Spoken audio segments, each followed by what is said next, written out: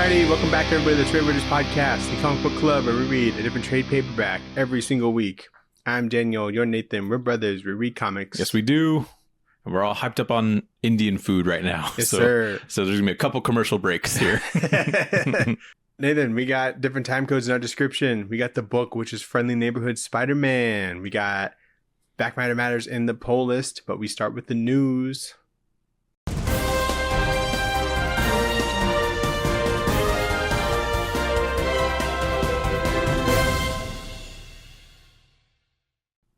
So much news. Is there? There's a good amount, I would say. Okay. Nathan. Yeah. The time has finally come.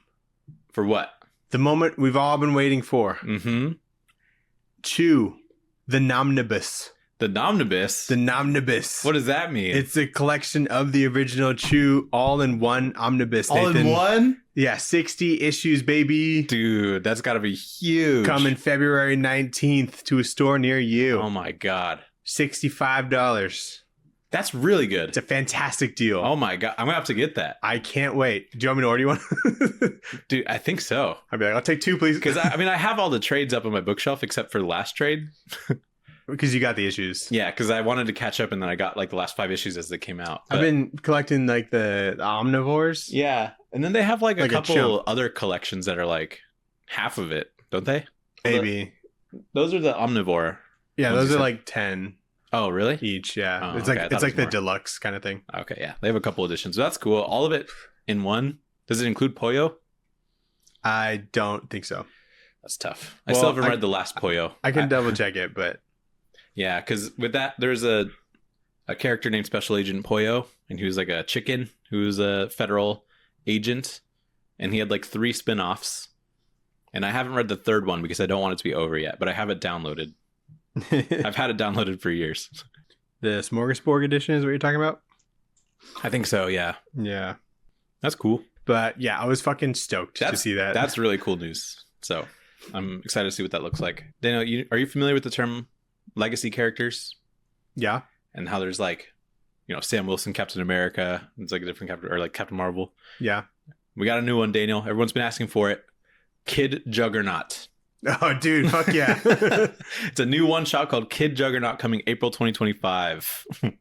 It's going to be, hold on, who writes it? By writer Emily Kim and artist Minkyu Jung and Peter Nguyen in print for the first time. And this is what, I don't even know who Kid Juggernaut is in this cover. There's Juggernaut and yeah, which one's him? I don't know, but they look exactly the same, and I'm really excited about it. Hell yeah. Also, the lettering for like the title, it's like they just fit kid in where like Juggernaut is. Just in the J. Yeah, just in the J of Juggernaut. They're hoping people get confused and they're like, this is a kid. His name's Justin Jin. And just before his mysterious death, Justin's father sent a package to his estranged son containing a fragment of a crimson gem, the gem of Sidorak. And I don't know, that's how he gets his powers, I guess. But Well, that's how normal Juggernaut gets powers, right? His name is Justin Jin the Juggernaut. Justin Jin the Juggernaut, Wow. JJJ. No other JJJs in the Marvel Universe, thankfully. Do they know that there's other letters in the alphabet? I don't know. What's Juggernaut's name normally? I don't know. Is it also J's? Probably not. Yeah. So yeah, I thought that was funny. That is funny. Kane Marco is this Juggernaut's name. So no alliteration. Yeah, no alliteration there. I guess I needed alliteration to get Kid Juggernaut. Nathan, Yeah. you know of the Reckless books Mm-hmm. by Ed Brubaker, Sean Phillips. Of course. They're going to be adapted into films. Films. Yep, I told you they were good. You didn't believe me. That doesn't necessarily mean that they're good, though. And to star as Mr. Reckless himself. Oh, John Reckless? Yeah, John Reckless. Isn't that his actual name? It's something It's reckless. something reckless. Yeah. Yeah, okay. Hold on. We were close. What is it? Ethan Reckless. Ethan Reckless. But to play Ethan Reckless will be Sebastian Stan, Nathan. Whoa. Hell yeah. These are going to fucking rule. That's great news. They're saying all of them are going to be movies? The first one's getting made, Nathan. First one's getting made. That's cool. Those are that's like comics about making movies, right? Something like that? No, it's like kind of like a neo-Western kind of thing. Oh, okay. Kind of like a modern day kind of pulp thing. Gotcha. You know, all the thing that they do normally. How much is that whole series? Like in its entirety? Is that all of it over there? Like those 5 except for the hardcovers? one that I've read. But I think there's 5 total. So it's like probably 40, 50 issues ish. Or It's just a graphic novel, so it's not broken up. Okay, gotcha. So about like 120 pages, something like that. That's cool. Mm-hmm. That's exciting. Good for them. Criminal comes out pretty soon too, right? I think this year, yeah. I think it's in like 2 or 3 months. So I'll look it up. but while you look that up, Daniel, you know we love a comic book that comes out and it has a long name. Oh God. This one is maybe the longest name that we'll have of the year. Okay. It comes from Dark Horse. It is Stranger Things and Dungeons and Dragons, The Rise of Hellfire.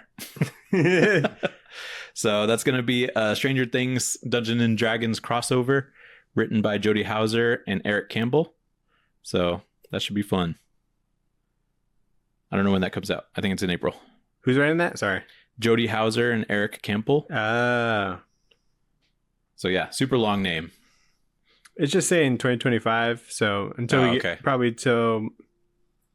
until we get a trailer, we won't really know. We got a Daredevil trailer, Nathan. We did get a Daredevil trailer. Is it different than the last one? I don't know. It seems the same. It's funny because we finished it. Me and Sophie just finished the show yesterday, and I looked up the trailer for Born Again Again, and I saw that trailer. So like, I just happened to look up. So God was thanking you for. Yeah, it was like, okay, now we can release a trailer. Good job. But I thought that was a teaser that I saw before, but it was like the trailer that I saw. Yeah. So it was basically the same. But there's a lot going on there. Yeah, they got fucking Kingpin, Bullseye's back. We got Punishers in there. And then there's like a couple new ones. There's like Muse. White Tiger. I thought he was for a second, I thought he was that guy from X-Force with like the white shit on. X-Force with the white shit on. Yeah, he was, I think he was in the X-Force that we read. But he's like an assassin dude that wears like white cloak or something. I can't remember what his name was, but yeah, it's White Tiger. And then there's like other people. It's crazy. So hopefully they're not doing too much all at once.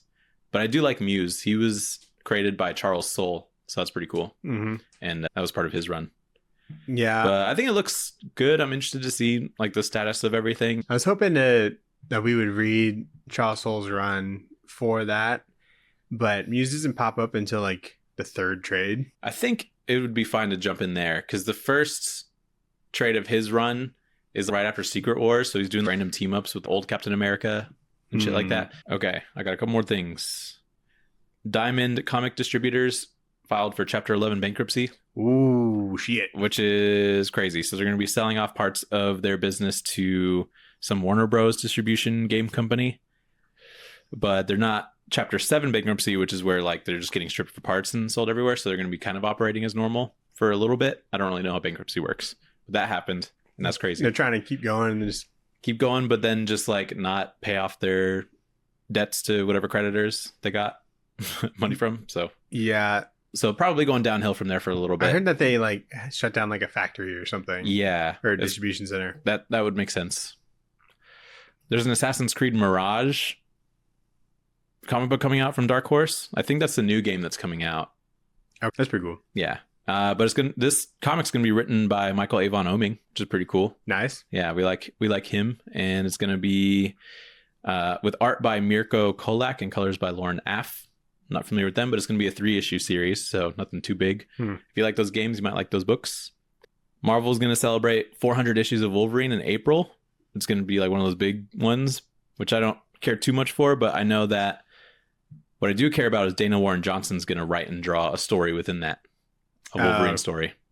That's cool. Yeah. So that's pretty sweet. And then the biggest news, Daniel.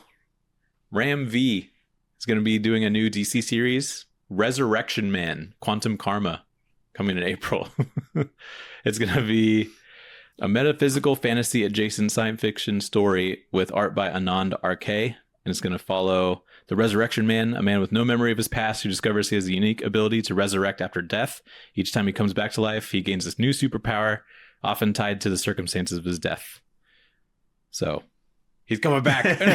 Actually, the art looks pretty fucking insane. Like, here's just like a couple pages of how trippy it looks just from the preview. So that's pretty cool. It looks like it'll at least, visually look pretty cool. And I like Ram V as a writer, so I think it'll be pretty sweet.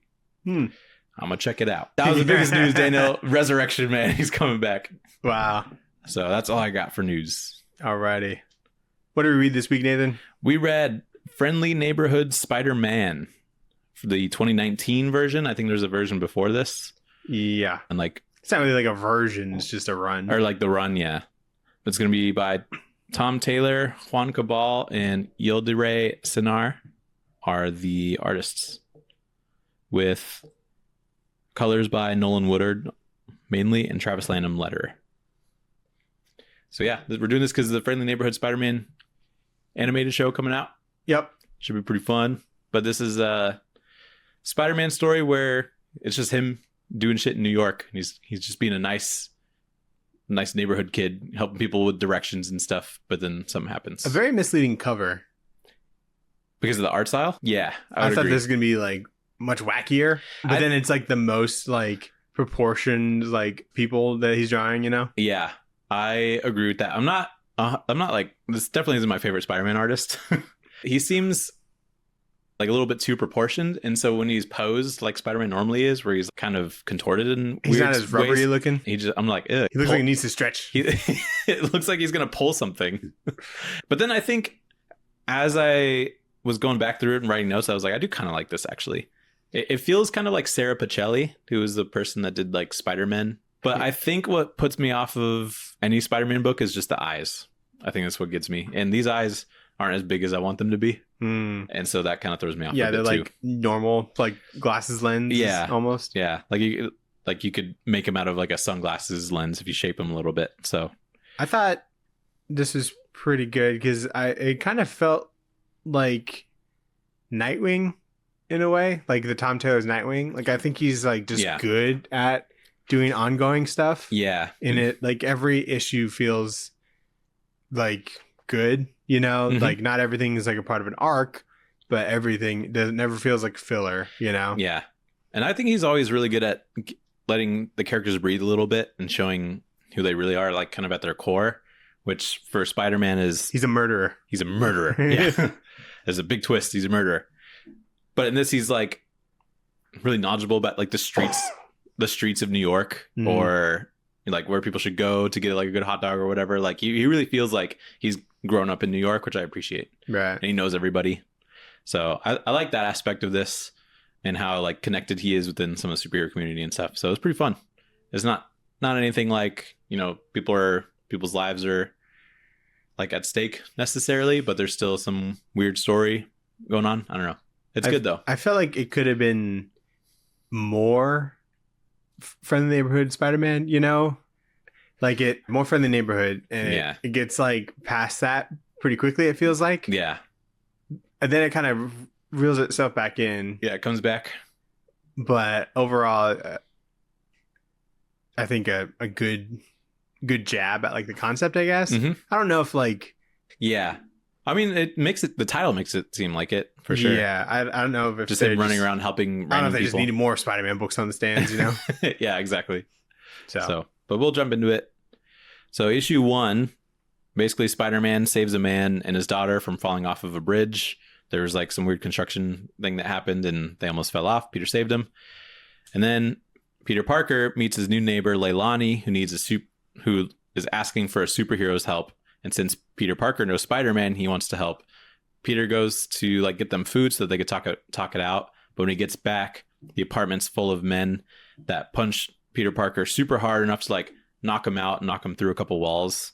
And when he wakes up, he finds out that Leilani, the neighbor, left him some laundry in his house that was hiding 2 kids that look pretty alien, and they have orange skin and like white hair. And that's pretty much. She left us some Oompa Loompas. Yes, some Oompa Loompas. That's what it is. I was like, what does this remind me of? But yeah. I think Tom Taylor writes dialogue really well. Spider-Man specifically very well. Like just casual, just sort of conversation, or like when Spider-Man's making like a bad joke, he's good at like bad jokes, but like intentionally, you know? Right. Like Spider-Man level, like corny jokes. Yeah. Which I appreciate. And, you know, I like that when he saves those people from almost falling off the bridge in their car. They like try to pay him, and he was like, I don't really take tips, but there's like these people on the corner of this street and this street, they're homeless. They would really appreciate it. So you can pay me by doing that. Mm-hmm. And I like that because it makes it feel like a very tight knit sort of Spider-Man. Like he's really ingrained in like this community. So I think that was pretty effective. This book slightly ties into continuity. And at this time, it's going on during Ryan Otley's Amazing Spider-Man run. Okay. Yeah. Because he's got his roommate who is Boomerang or whatever. Yeah. And who's like a villain. He's a villain, I guess. And Spider-Man knows that he's a villain, but Boomerang doesn't know that Spider-Man is his roommate. I know. I read a little bit of that Ryan Otley Spider-Man run, so I don't really know how this resolved, like this whole Boomerang thing. But I read it as long as he was on it, but then they started like going off and on with artists, a lot of fillers, so it was like super misleading. Mm-hmm. Something about this artist is that I think sometimes he'll like do really over-exaggerated facial expressions. Dude, the sad face is so funny. We're looking at the same one, right? Yeah. Like I saw that reading it panel to panel. Like, what the fuck is that? Like, is he making fun of her? Like, it's so over-exaggerated. But she's like fine, you know? Yeah, she's totally cool. But yeah, the way, like, I've never made that face. Yeah. Hearing sad news, you know? So he's like ironically pouting. I don't know if you noticed this, but this artist like draws everyone's skull the same.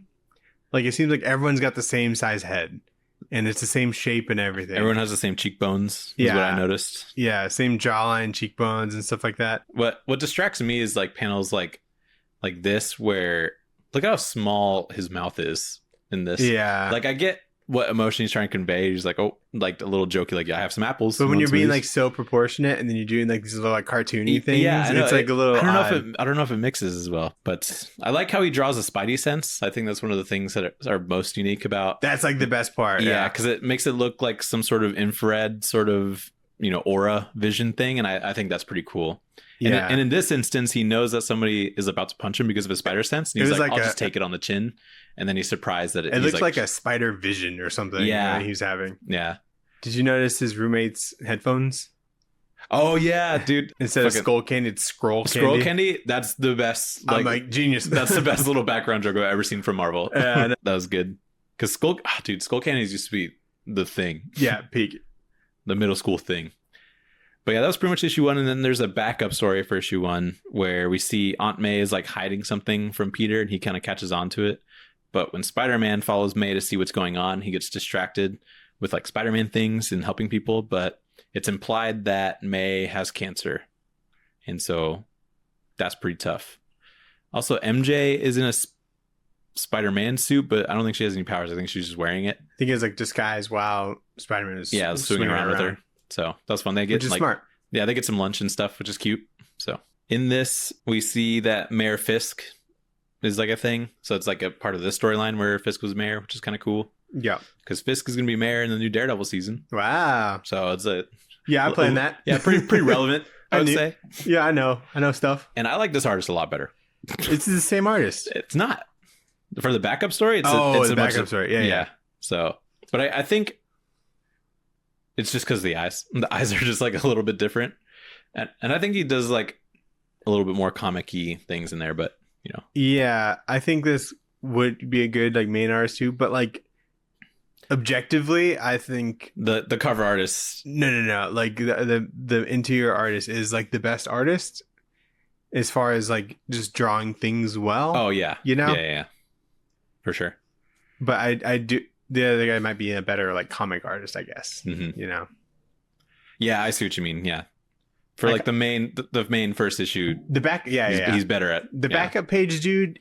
I almost expected it to be like those like DC Snickers ads that were in comics for a while because it kind of looked like that. Dude, those were everywhere, dude.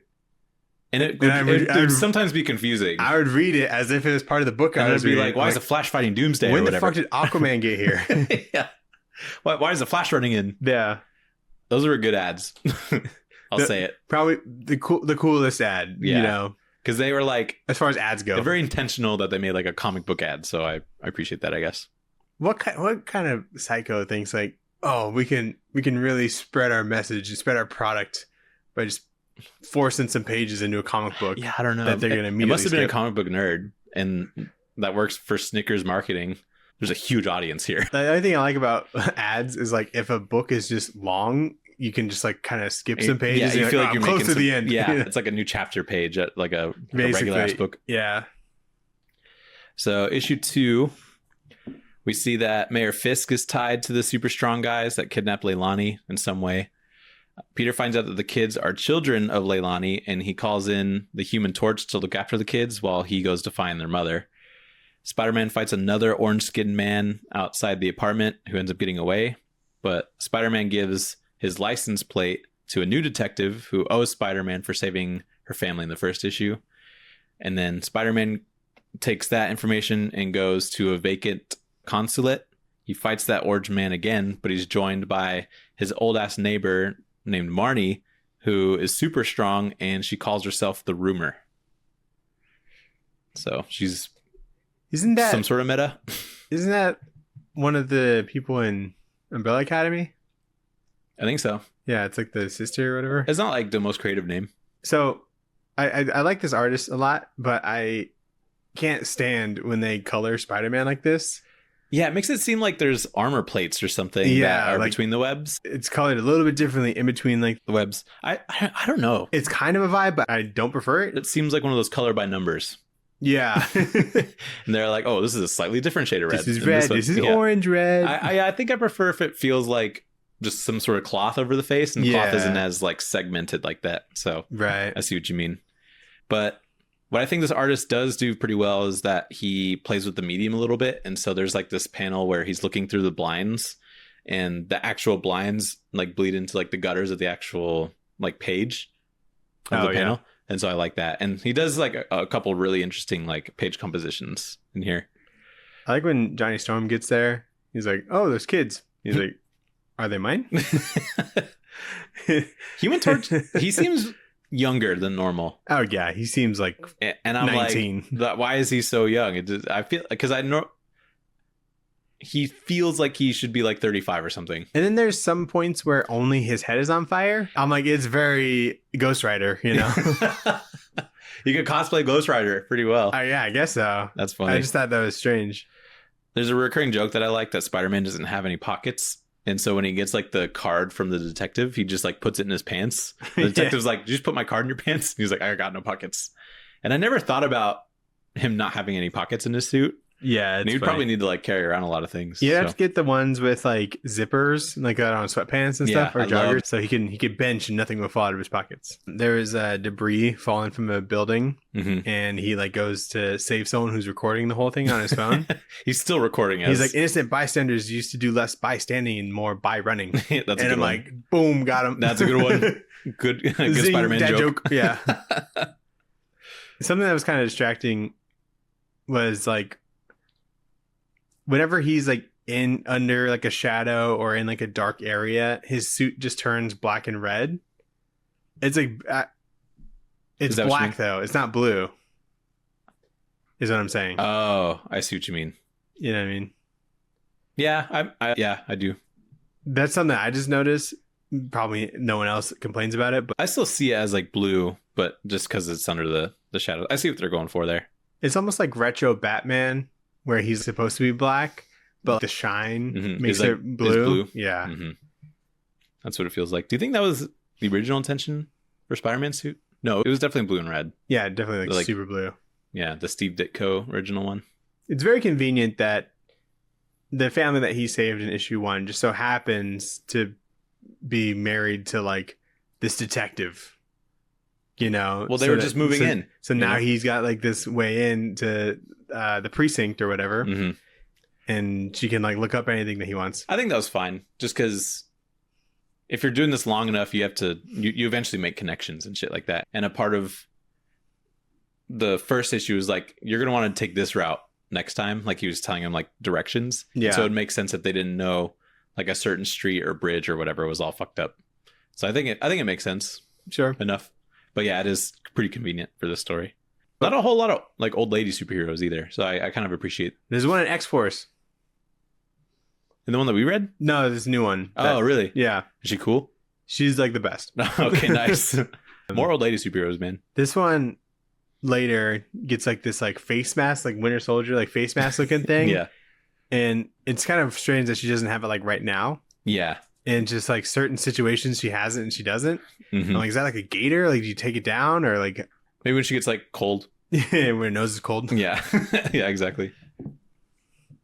So issue 3, they go inside the building and the rumor reveals a hidden closet, which takes them to the underground city of Under York, which is pretty much an exact copy of New York, but underground a couple miles. And they go to the like Empire State Building of this area where they find Leilani. There's like a bunch of guards guarding her. They break her out. Turns out her father kidnapped her to bring her back. So they fight the guards, escape. Spider-Man takes a bullet, and then he has to carry them both up the elevator shaft that they use to get down into Under York. While having a bullet in his hip. And then the rumor thinks that the underground people are going to probably start a war since they stole Leilani back.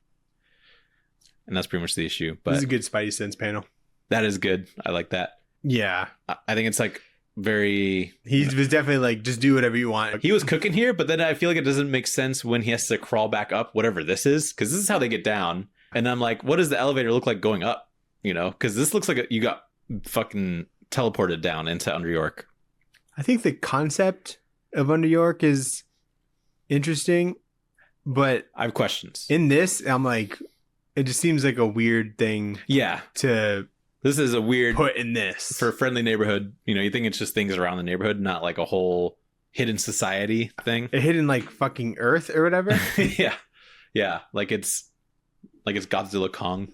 And it's like a kind of Illuminati type thing where like only like the people in power know of it and they have like an agreement not to fuck with each other and shit like that. They used to like collaborate, but now they don't fuck with each other at all. Yeah. How do they get light? Also, why is their water orange?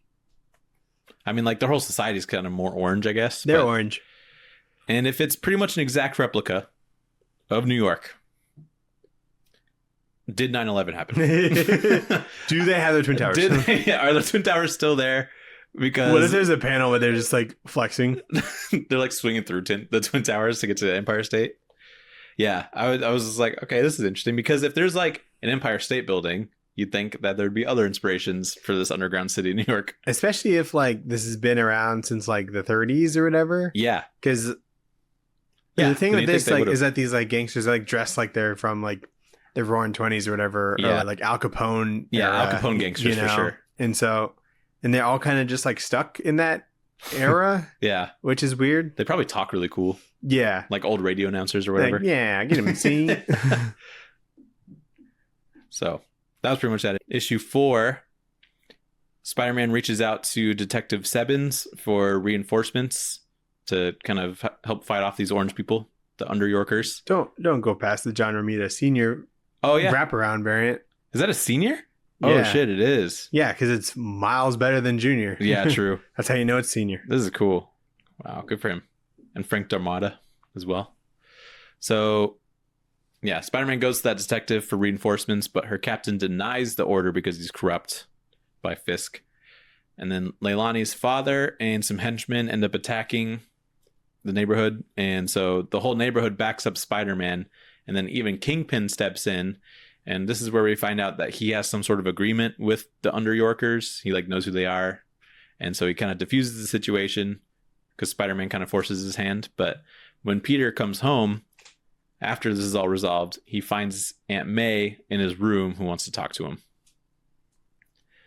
And in the beginning of this issue, there's a flashback where we see Uncle Ben. This dude's got the bushiest eyebrows. Oh, yeah. He's basically just Eugene Levy. Yeah. Which would be kind of a sick Uncle Ben casting. Oh my God. What if they just like shoehorn him in? That would be awesome. In like in the next Spider-Man movie, it's just Eugene Levy. Like, is that Eugene Levy? They killed Eugene Levy. They do like a thing in, what was that movie where Kevin Spacey was like randomly in the movie? It was like 7, I think.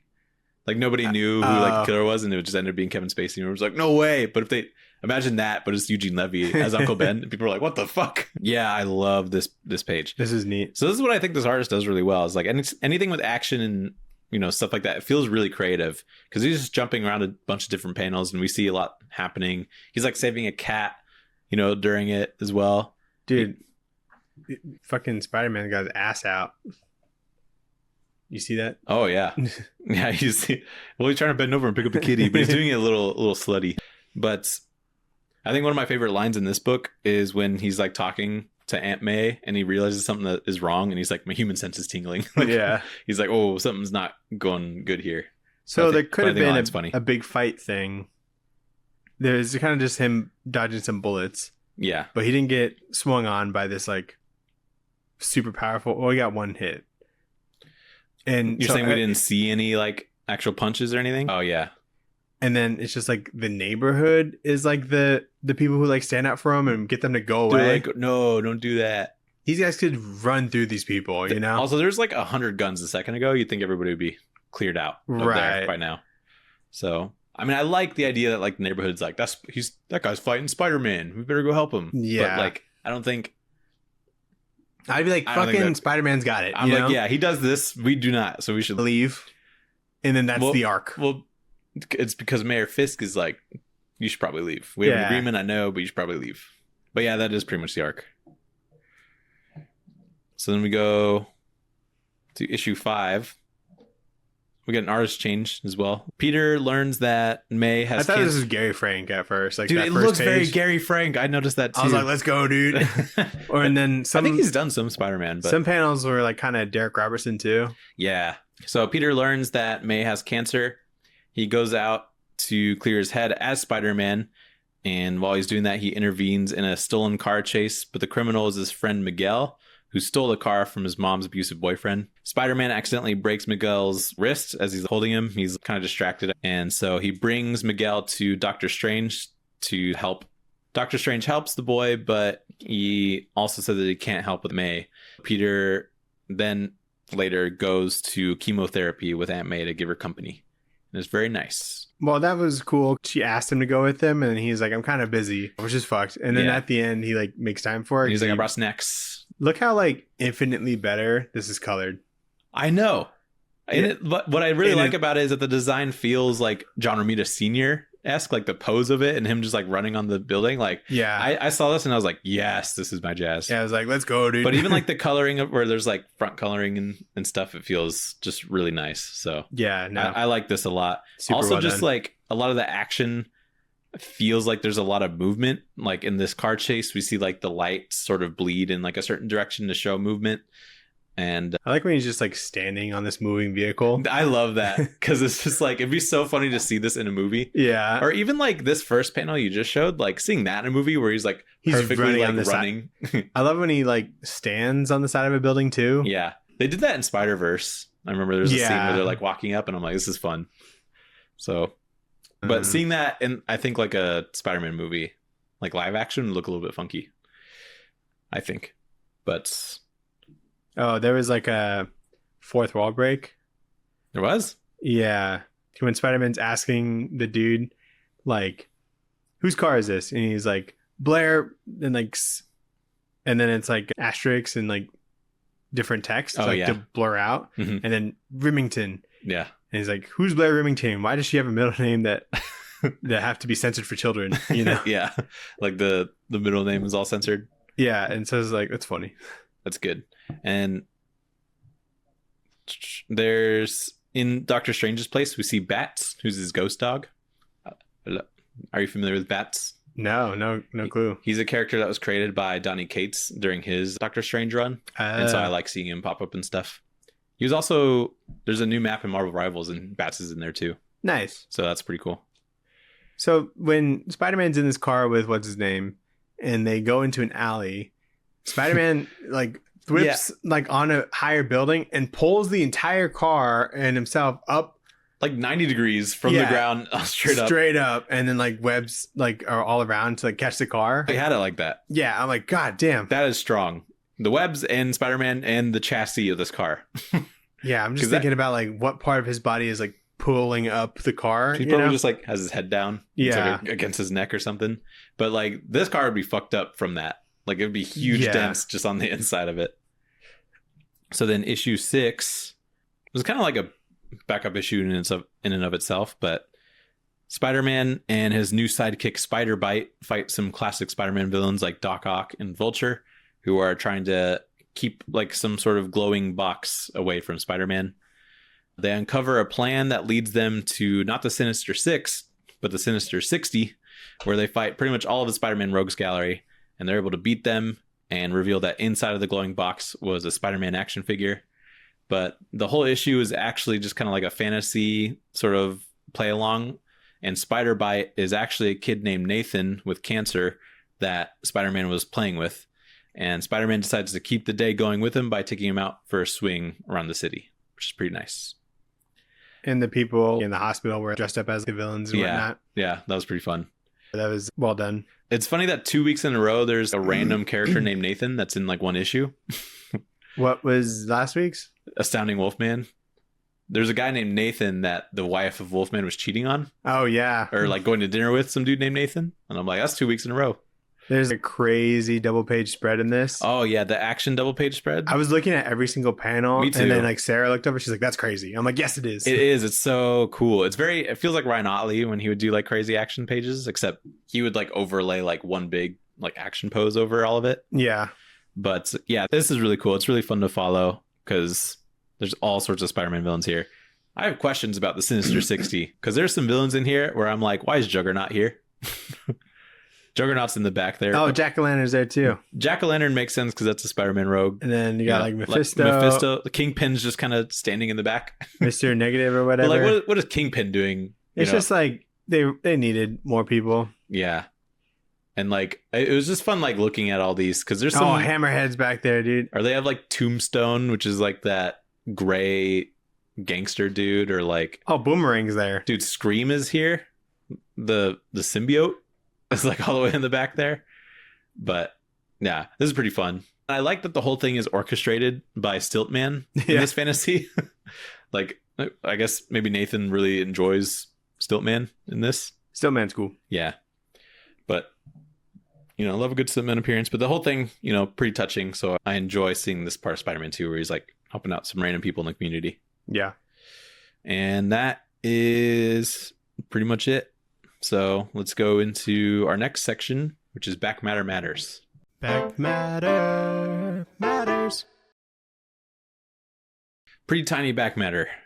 Ooh, Brian Hitch cover, dude. We get a Brian Hitch cover, which is pretty cool. Banger. You don't really see him drawing anybody outside of Batman a whole lot. So it's kind of cool seeing him on Spider-Man. What's he doing now? Is he doing the... He was on Venom, and then now... I don't know what he's on. So I don't know what he's doing now. And then there's a Marvel Meow variant, which is like a 9-panel square grid sort of thing. Which is That's kind of cool. Yeah, I like that. But that's pretty much it. Small back matter this week. Wow. 2 covers. Tiny. So, what would you rate this book, Daniel? Oh, shit. I always forget to think about this. What's something that makes you feel like home?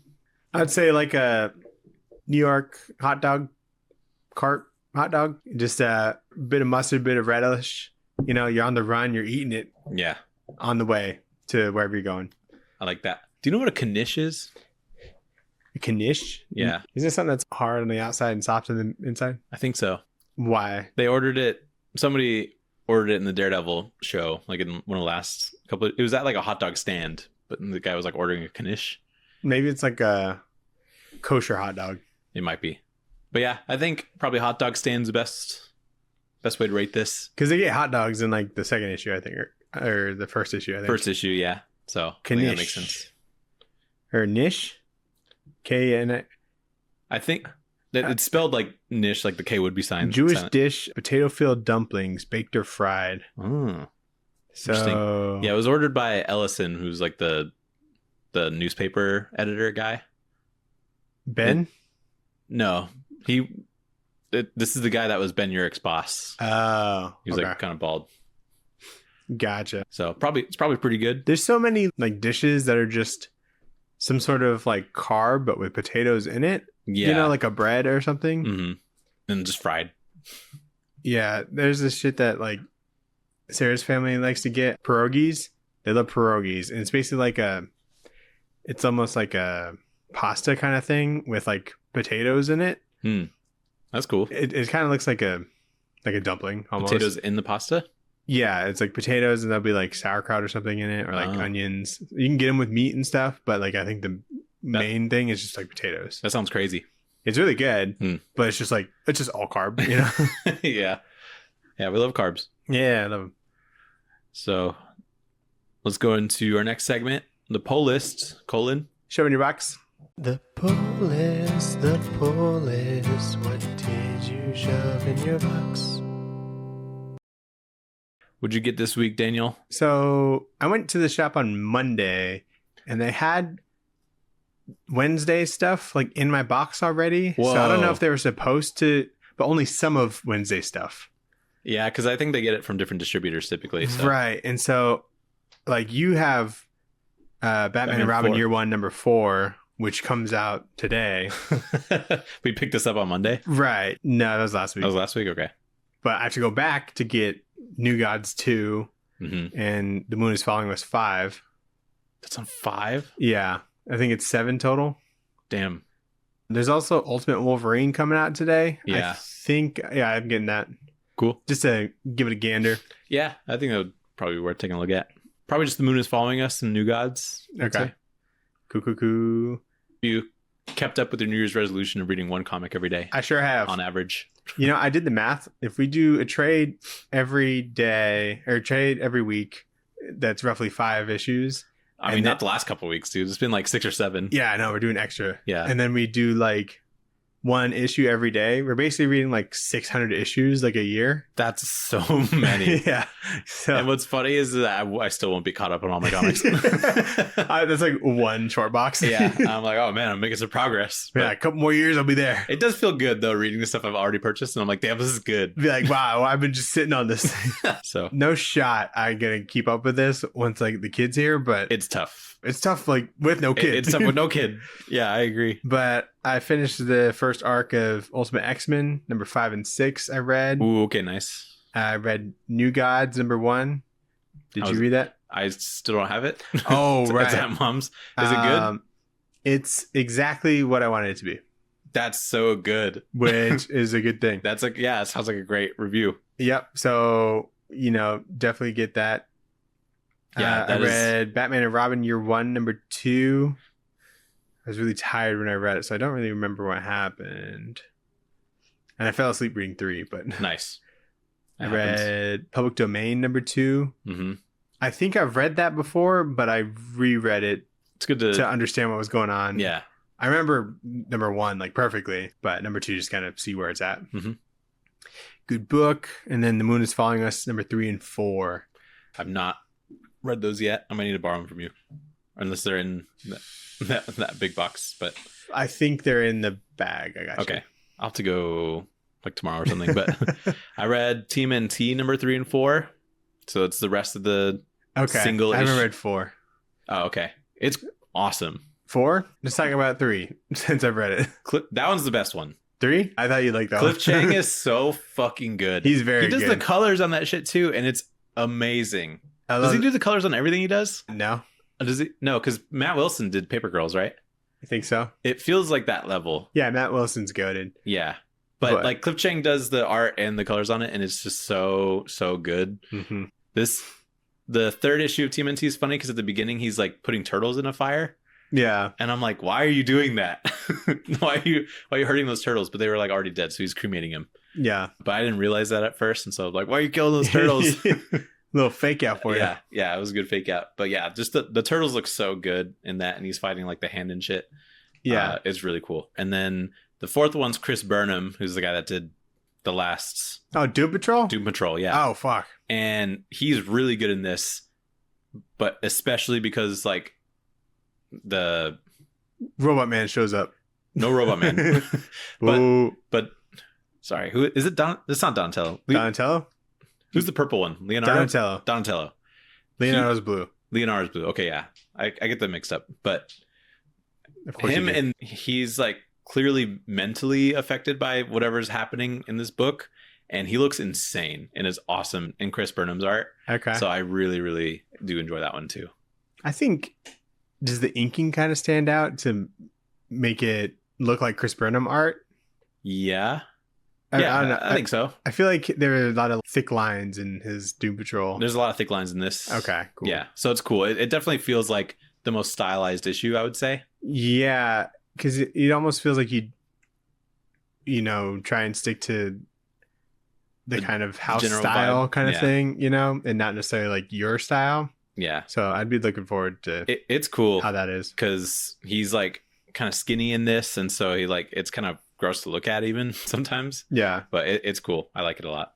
Sweet. And I read Two-Face #1. Oh yeah, the Christian Ward run that's kind of somewhat, I think, continuing whereas Batman City of Madness left off. I didn't finish that, but it's cool. This is like the first ever Two-Face series, I guess. But yeah, he's kind of like he's kind of being a lawyer for the criminals.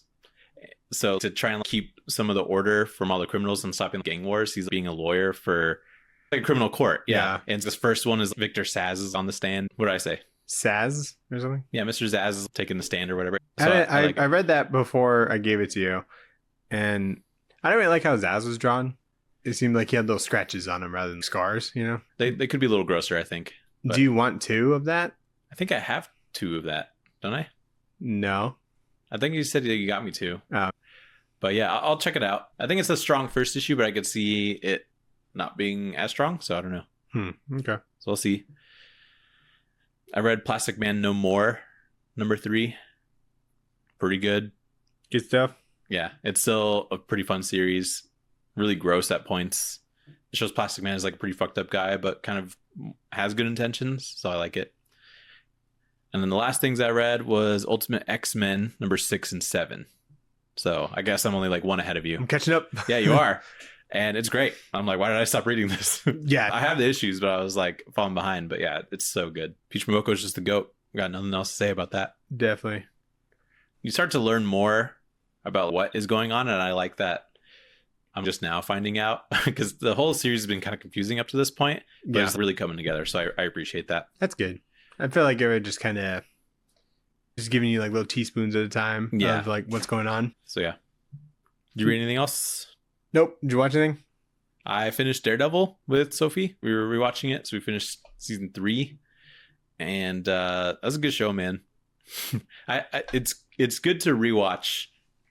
I think it's good and bad to rewatch because there's parts of the show that I remember liking that I didn't like as much the second watch, but things that I didn't pick up on the first watch I did in the second watch. So I ended up liking season 1 a lot more than I remember because it was just like a lot of building up like the different crime organizations. I didn't really understand how they all worked. Yeah. And then they would eventually like fall under Kingpin, but I really liked rewatching it this time around and seeing how smart Kingpin is and stuff like that. And then the like Agent Nadim character in season 3 is like the FBI agent that is like getting manipulated. It's like the Indian dude. Don't remember at all. He's great. You remember him if you saw a picture. What'd you watch? I didn't watch shit this weekend. No? I watched like a few things, but like I was mostly doing construction, Yeah. or fucking doing some remodeling. housework. Yeah, dude, painting and ripping out floors and shit. Pretty manly stuff. Yeah, Don't have time for comics. Yeah, moving stuff. Moving fridges. You had to move your fridge? I had to move the deep freezer. Oh, okay. I gotcha. And it took like a minute, so. Yeah, because you're so manly. Yeah, but my body remembered. And I was pulling out baseboards and let Dad do that. Okay, yeah. He's watched all the YouTube videos already. Dude, so. he came fucking prepared. Like he had like a notepad and pencils. No way. And they brought a pencil sharpener in case you gotta use more pencil. It's so fucking funny. Guys love I'm to like, use what their is all tools. this shit? We didn't use like any of it. Guys just love to use their tools, man.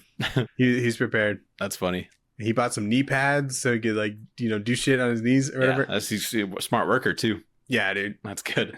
But I did watch it was kind of like a show we put on so we could read with shit in the background, Yeah. And we put the Jerry Springer documentary on from Who's that? Netflix. Jerry Springer? I don't.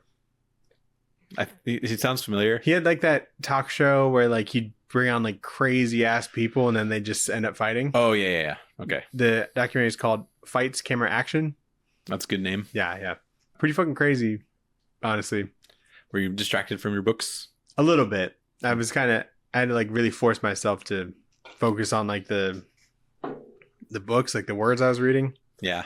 It's mostly just kind of talk because he died like last year. And so it was mostly just like his producers talking, and they would find like the crazy people to come on the show. And then they're just talking about like the ebbs and flows. What a job. Yeah. Finding crazy people. Yeah. So that was pretty good. There's only like 2 episodes. Oh, really? Yeah. Then why not just, how long was the entirety of it? I guess like 2 hours. Why not just make a 2-hour documentary? I don't know. How strange. Well, there's like a cliffhanger in the middle. So that's crazy. That's called the climax. Yeah, I guess so. Yeah. That's funny. Is that anime that you showed me and Sophie? Did that come out already? Sakamoto Days. Yeah, it came out on Saturday. Okay, so that's out. I plan on watching that. The first episode. I started watching it, but then Sarah came home and was upset. And so got it. I was like, no time for anime. Yeah, no anime time. Yeah.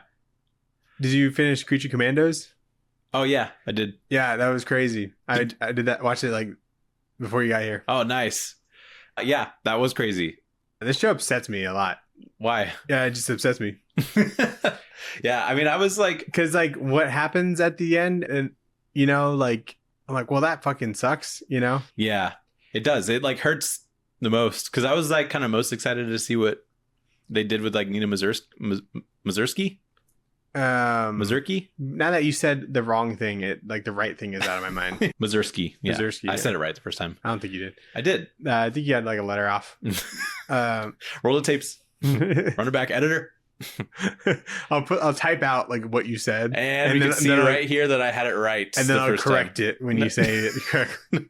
Yeah, okay, fair enough. But yeah, I was excited to see what like her backstory was going to end up being, because we read like a little bit about her in our Agents of Shade, like the Frankenstein one. Yeah, and I ended up liking her origin in there too. Yeah, they changed. But this one was origin. Way more tragic, definitely, and like kind of like traumatic. Yeah. Like not necessarily like because she was brutal, like she was trying to help monsters or something in like the comic, and then which is cool. She became one somehow. She like tested on herself, that typical scientist thing. But this, like, she didn't have a choice. Her like lungs were outside of her as a baby. It was like to save her. Yeah, it was crazy. And so, so it like her origin isn't as brutal as like Phosphorus's or anything, but it's definitely traumatic. And then to see like her, I guess spoilers for this, but to see her like die at the end, I was like, what the fuck, man? Yeah. Like, that was I said that like 4 times. I was like, what the fuck? Yeah. And like in the episode where we get the origin and stuff and start like appreciating her more, she's gone. Yeah. I don't know. I'm like, she was so nice. She didn't even want to kill that person, Yeah. Like at least with like the redeeming thing is that GI Robot's back. Yeah, that's great. I don't like that he's bigger, but like I like that he's bigger. It's like fun, but maybe just like momentarily. But maybe I'll have different bodies or something. That'd be cool too. But I'm like, I know you can rebuild GI Robot, but I don't know. I don't know if you can save her. You know? Probably not. One thing I thought was a little bit weird is that the 2 Frankensteins finally like meet again for the first time, and then she just kind of like shoots him in the head and then like leaves. She just unloads on him. Yeah, it's so funny. And she's not surprised that he's there or anything. She's just like, oh, and like pop, and then like that's it. I don't know what you expected. Well, like we're kind of learning more about this character. She's been swerving him like their entire lives. I know that they have been, but there's a lot of effort put into learning who Frankenstein is and the bride, and then like what their past is like. It's just a C plot thing, that it felt like more in a C plot thing to me. I don't know. I'm not like upset by it. I think it's actually kind of funny that's Did like. Did you want him to like join the team? No, I just thought there was going to be more, and so I was surprised when there wasn't. But I don't think it's bad. I like that they just did like a oh fuck, he's here kind of deal, and then just like leaves. Also at the end they had that like Pharaoh guy, and then like the vampire dude. Oh yeah, at the end, and King Shark. Yeah, of course they find a way to bring his ass in. Is that Sylvester Stallone? No way. You don't think so? No. Yeah. So I think that's cool that, he's back. In the movie, it sounded like him, Yeah, it did. That's true. But yeah, I thought it was fun. I liked this more than I thought I was going to, Yeah, the story arc ended up like kind of paying off for me because I didn't really like how everything is in that country or whatever. Yeah. But I like that there was a twist and then like a double twist. I think that was kind of cool. Yeah. And then, it just like unraveled itself really well. Yeah. And so, good show. I hope we see more Rick Flag Sr. I think he's kind of a fun character. Yeah. So pretty fun. Good start to the new DC universe. So far, so good. Mm-hmm. And then there's a renewed for season 2. Oh, cool. And it's like that meme where it's like Obama putting a medal on Obama. Where James Gunn renewed he renewed it for Head a of second DC season. Studios renews his own show. Yeah. Is he gonna do all the stuff for it again? Like write and direct it or whatever? Yeah. Or I don't think he directed. I think he just wrote it. Yeah. I'm sure it'll be like he'll probably partner with somebody. maybe write it and then maybe like, or if someone else writes it, he like approves it or whatnot. Maybe he just produces. I think he's gonna kind of step back after Superman. Yeah. He's not gonna like just direct everything, Which is smart. Yeah, he should definitely, produce everything, and then maybe he comes back on for like a World's Finest kind of thing, or That'd be sweet. or whatever the Batman thing is. Yeah, because I don't think he's done directing. But Yeah, I no. think for after Superman, he'll take a little bit of a break to make sure that the ship's going to course or whatever, and then Yeah, figure it out. But do you think he'll ever do like a non like DC or like comic book movie again? I can't imagine. Well, yeah, I'm sure he will at some point, but I think it'll definitely come to a point where it's he is doing like the Kevin Feige thing where it's like relatively hands off, I guess. Yeah. Once like it kind of he establishes the tone. yeah, and they have like the overall story arc or whatever they're trying to do. Yeah, If they're but even doing I that. don't know if he necessarily has like more horror stuff, or if he wants to do a Scooby-Doo 3 or whatever. That would be awesome. That'd be dope. But yeah, I don't think he would do that. And then apparently Shaggy was somewhere in Creature Commandos. Did you see that? No, He was like in the background of one of the episodes. Hmm. So that was pretty fun. okay. So we went through it, and now I'll probably watch that anime and then Arcane. That's what we're starting. Nathan, what are we gonna read next week? What are we gonna read next week? Do we have anything lined up? Nathan, we reviewed some of the greats Okay. of all time, and now Some of the worst of all time? it's time to review another great. We have Dogman Dogman. Oh my god. from the creator of Captain Underpants. Yeah, because he's got the Dogman movie The coming up. Dogman movie coming. And Kevin Hart's in this one too, I think. I got the one that says now a major motion picture. Oh, I love when they do that, and it's not an actual sticker. How many pages is that? I mean, it's not like it's like a kid's book, Like but 200 or something. damn, it's a lot. Dan Pilkey. Yeah. I never read this Neither did I. initially, but these are definitely comics. Dude, they move units. Dan moves units, dude. that scholastic distribution is Yeah. the way to go. Yeah, that's where fucking Marvel should go. Scholastic. So Nathan, on Kindle, Watchmen has about like 10,000 reviews. Okay. How many do you think Dogman has? It's probably more than Watchmen. Take a gander. Okay. I'm going to say like 16,500. Close, 23,000. Holy shit. And they're all 5 stars. Dude, Watchmen's a top 10 graphic novel of all time, according to Time. Yeah, or whatever. Time doesn't know shit. Time doesn't know game like Dan Pilkey. They don't know about Dogman. They don't know about the dog. That's crazy. Who's reviewing this? Like kids? Parents? You Yeah, think? they're like, my kid fucking loved this, and then they probably bought like the other 12 or whatever. Dude, reading, are they like Amazon reviews? Yeah, Like Kindle the Kindle reviews? ones. Yeah, I read a couple of those like this last week, and they're so funny oh yeah. because it'll just be like, loved this book. This is like the title, and then the description is, loved this book. I like the art. And then that's it. 5 stars. Like, Yeah. I'm like, fuck yeah. So we're sitting on a gem right now. Yeah, I guess so. This is probably our most reviewed book that we'll review. I really was digging to find something else that had more. Nothing comes close. That's awesome. Okay, so is this just Dogman Volume 1, or like how does Yeah. this work? I think Yeah. they just have different stories, right? So I guess, Yeah, I think it's like kind of ongoing. It should be on. does it have like a subtitle? No, Or it's just just the Dogman? volume 1. Should All be right. on Comixology, I think. Hell yeah. So, yeah, it is time, Nathan. Everyone's been asking. This is like one of those things that always would pop up on Comixology. You know, I'm like, It one does. day. You know, Yeah. Did you ever read Captain Underpants? yeah, I did too. I liked I it. read a couple of them. I think I liked them. they kind of fell in quality. I For feel sure. like I like barely remember that, so I could be wrong even. Yeah. because it's. been it's probably been like 20 years since I read those, but a weird concept in retrospect as well. Yeah. Different time for sure. Now. Have you seen the trailer for Dogman? Yeah. Looks pretty good. Pete Davidson's a cat in this in the movie, and Kevin Hart's in there. Is he? Yeah. Okay. He was in Captain Underpants too, I think. Oh, okay. Yeah, I think it's the same like animation studio kind of thing. Yeah, I think so. So yeah. Good for Dan. He's probably made Dave. Oh yeah, Dave. Dav? Dav? Good for him. I'll look it up. All right, Dogman. That's a good pick. Sarah's like, that looks kind of creepy. I'm like, what do you mean? Surgery, I think, to have a dog's head on him. Yeah. I'm like, nothing creepy about that. This is what old Junior's going to be reading soon.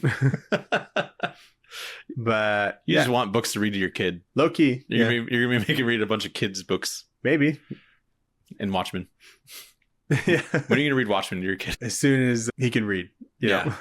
You're going to be like, in this scene, fucking Owlman has erectile dysfunction. Yeah, this is Ozymandias. Yeah. And was he right is the quiz. Yeah. Quiz after the book. Yeah. So thanks for listening. Thanks for watching, everybody. Tune in next week for Dogman. Linktree in our bio. Like, comment, subscribe. Leave a good old 5-star review on Spotify and stuff. Have you read Dogman? What's your favorite Dogman? Email in at tradebearspot@gmail.com. What's your favorite Spider-Man? Have we read it yet? Probably not. We've read some weird Spider-Man, I think. We've read like 2 Spider-Man books, I think. Or no, I was looking at something else. We only read like 2 Daredevil books. Yeah. We should probably get the new Daredevil season is coming out. Yeah, that's coming up. So we'll do another one. All right. Let us know which one to read. Yes. Tradebearspot@gmail.com. All right. And goodbye. Peace.